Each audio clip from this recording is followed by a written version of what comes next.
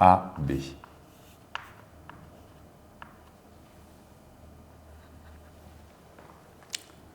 Alors, chacun des sommets de la longueur de AB constitue ici le centre d'un cercle.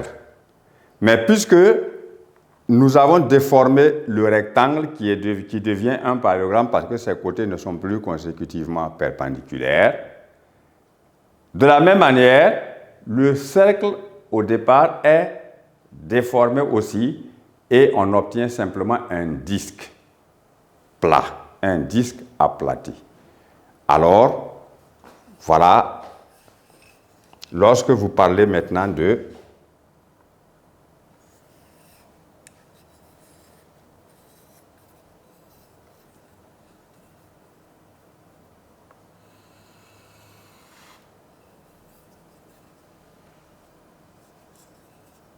cette construction en termes de manipulation, voilà ce que nous devons avoir ici. Aïe.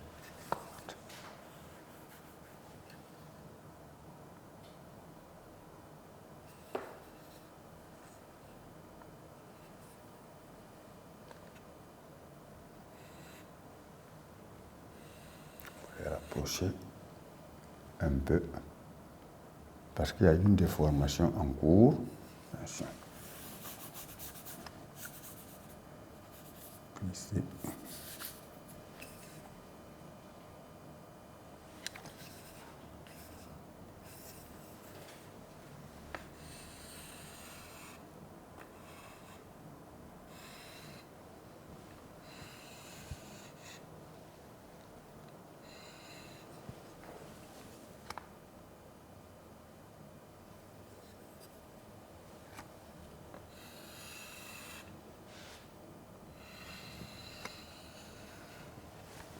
Voilà.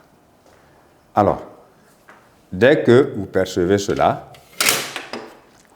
nous en arrivons donc à la déformation.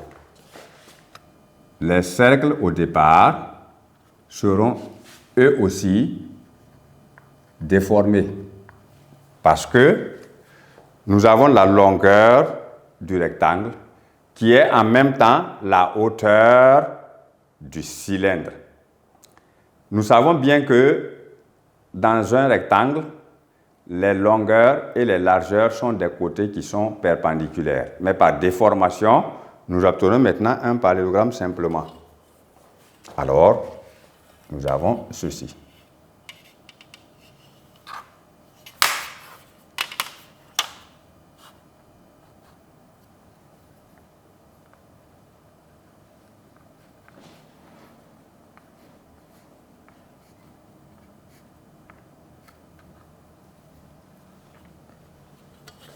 On le voit bien, le point d'intersection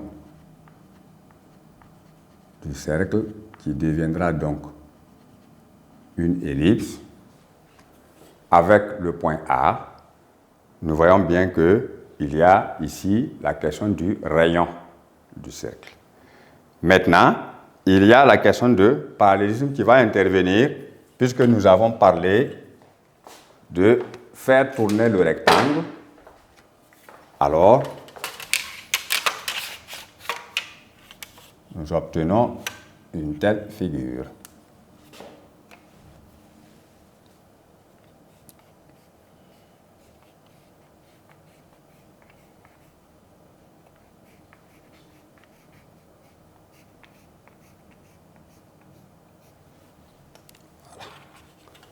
Alors, maintenant, nous savons que à partir de ce rayon, qui est considéré maintenant comme l'une des largeurs de notre rectangle, il faut bien entendu en respecter la hauteur.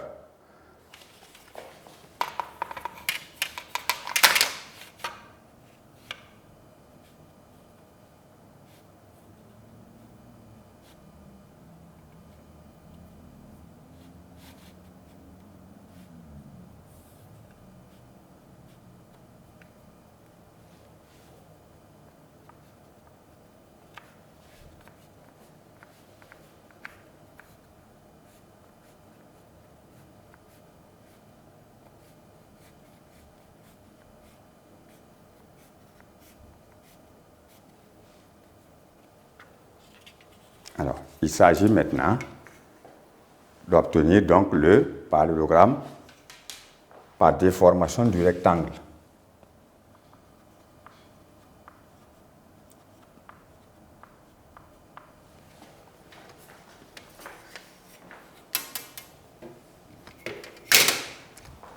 Nous pouvons donc dessiner plus pleinement ce rectangle qui est devenu un parallélogramme par déformation, ainsi qu'il suit.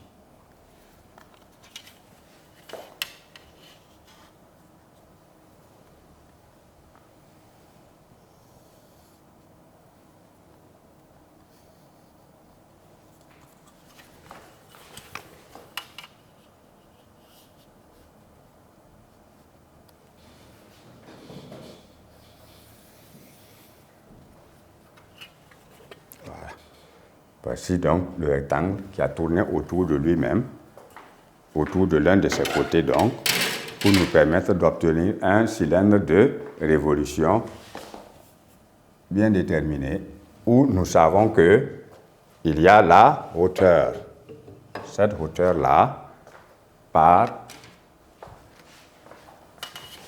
de chaque centre,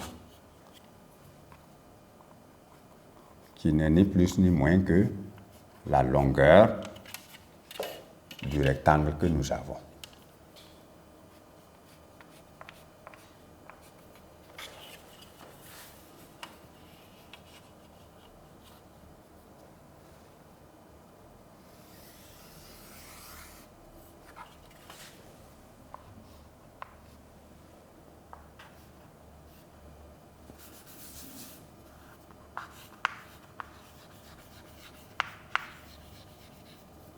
Donc ça, c'est la hauteur de notre cylindre de révolution. Maintenant, par déformation, bien entendu, au départ, on a des cercles d'un centre A et d'un centre B. Mais parce que le rectangle a été déformé, bien évidemment, les cercles aussi sont déformés et deviennent des disques aplatis que l'on schématise ainsi qu'il suit, parce qu'il ne faut pas laisser voir que nous avons encore des cercles. Donc, nous avons ici une ellipse. On le dit. Et ici, nous pouvons également avoir l'autre ellipse ainsi qu'il suit.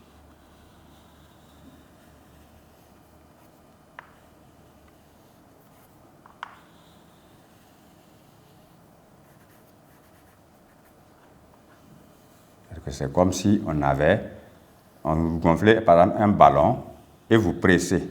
Si vous pressez, vous ne pouvez plus avoir quelque chose de rond, vous avez quelque chose qui est en définitive ovale.